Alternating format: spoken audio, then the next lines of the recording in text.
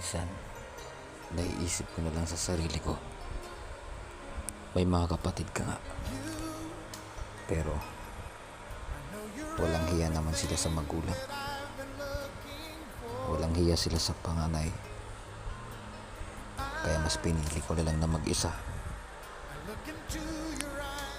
Di bali nang hindi nila ako matanggap.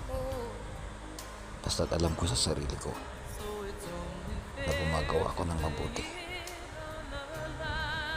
At alam ko rin sa sarili ko na may Diyos na hindi ako bababayaan.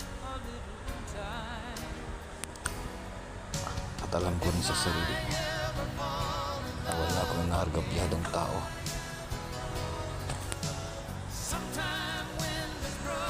Minsan, ang hirap maging mabuti. Pero kailangan mong maging mabuti.